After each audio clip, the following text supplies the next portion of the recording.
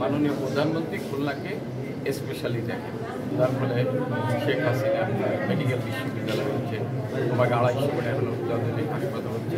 এটা আমাদের একটা অনুভূতি। শহীদ শেখ আবু নাসের নামে হাসপাতাল, এই হাসপাতালকে আমরা আধুনিক করার সচিব সাহেব মাননীয় প্রধানমন্ত্রী এবং আপনি যেটা বলছেন মিরেন্ডাকে এখানেও সচিব সাহেব ওই দুইটা হাসপাতাল দেখবেন এবং আমরা আরও 2টা হাসপাতাল করার পরিকল্পনা করছি। একটা হচ্ছে শেখ রিজিয়ান হাসপাতাল, সেটাও সচিব টাকা দিয়ে করবে এবং মেয়াজকে দেখে অলরেডি আমাদের মত বিনিময় নির্দেশনা দিচ্ছেন। আমরা খুলনার সমস্ত হাসপাতালকে মানুষের সেবক হিসেবে হাসপাতাল হিসেবে তৈরি করার জন্য সর্বাত্মক সহযোগিতা করছি।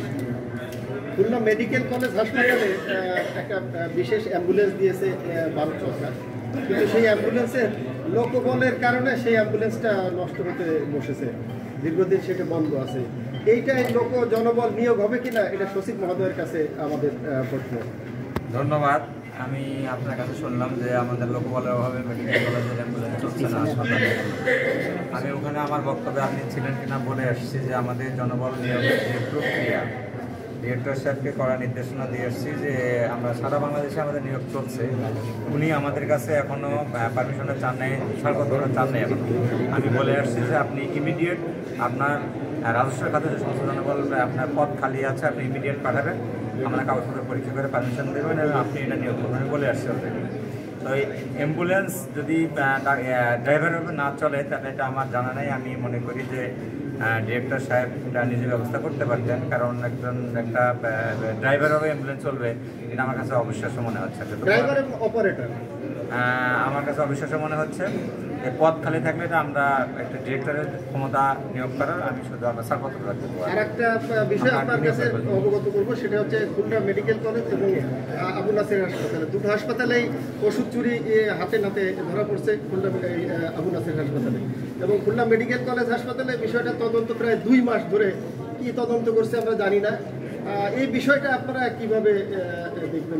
এটা যে কোনো করাপশন এবং যে কোনো ধরনের অনিয়ম এবং অন্যায়ের বিরুদ্ধে আমার সরকার এবং আমি নিজে খুলনা মেডিকেল কলেজ হাসপাতালে যে তদন্তের কথা বললাম, তদন্তের রিপোর্ট আসলে আমরা অবশ্যই ব্যবস্থা নেব এবং এখান থেকে যে ওষুধ চুরির কথা আপনি বললেন আমার এটাও আমার জানা নাই, নোটিশে নেই। আমার কাছে অভিযোগ আসলে আমি আমার মন্ত্রণালয় থেকে কর্মকর্তা এবং ডাক্তারদের সঙ্গে কমিটি করে দিচ্ছি। বিভিন্ন জায়গা থেকে আমাদের অভিযোগ আসছে, আমরা সবাই মিলে যদি সহযোগিতা করে তাহলে এই ধরনের অন্যায় এবং এই ধরনের খারাপ কাজ থেকে আমরা মেডিকেল কলেজ হাসপাতালকে দূরে রাখতে পারবো। আপনারা জানেন ইতিমধ্যে মাননীয় সংসদ বলেছেন যে বিশেষায়িত হাসপাতাল, এটা এই শেখ আবু নাসের বিশেষায়িত হাসপাতাল বিশেষ সেবা দেওয়ার জন্য। একইভাবে খুলনার জেনারেল হাসপাতাল, আইসিইউ হাসপাতাল, অঞ্চলের হাসপাতাল, যে হাসপাতালে যে রোগীর সংখ্যা আমি দেখে আসলাম রাস্তায় ফ্লোরে পড়ে আছে, আমার কাছে কষ্ট লেগেছে। আমরা ইতিমধ্যে 500 বেড হয়েছে।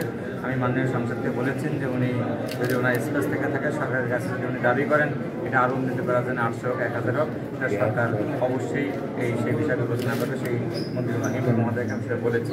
আমরা চেষ্টা করছি আমাদের এখানে জনবল এবং যন্ত্রপাতি কিছুটা ঘাটতি আছে সেটা আমরা মিট আপ করবো, সেটা আমরা তালিকা নিচ্ছি। তালিকা নিয়ে আমরা হয়তো একদিনে সব দিতে পারবো না, বাট আমরা প্রায়োরিটি করে আমরা এই 2 হাসপাতাল সহ আরও 2টা জায়গা আমরা ভিজিট করবো, যেখানে যা লাগবে সেটা আমরা প্রায়োরিটি করে অবশ্যই জনগণের স্বাস্থ্যসেবাটা সেটা আমরা করবো, আমার সরকার করবে বলে আমার হচ্ছে যে আবু নাসের হাসপাতাল আমাদের প্রাণের খুলনা বিভাগের প্রাণের স্পন্দন। সেখানে 2018 সালে নিউজ মানে আপনাকে একটা ইনফরমেশন দিচ্ছি যে 18 সালে জরুরি বিভাগে একজন নার্সকে চুরির দায়ে সেখান থেকে সরানো হয়েছিল।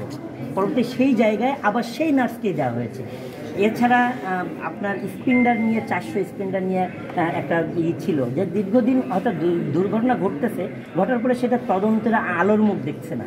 এভাবে পরবর্তীতে তথ্য দুটোই আমি আপনাকে ওই যাকে অভিযুক্ত করে এখান থেকে কারণ হয়েছিল পরবর্তী পর্যায়ে যদি দেওয়া হয়ে থাকে আমি জানি না। আমি যদি চিন্তা ভাবনা যে আমার পর্যায়ে অসময় হয়ে থাকে এটা আমার নলেজে এবং নোটিশে নিয়ে আপনি যদি নাম দেন তাহলে আমি ভেরিফাই করে এটা নার্স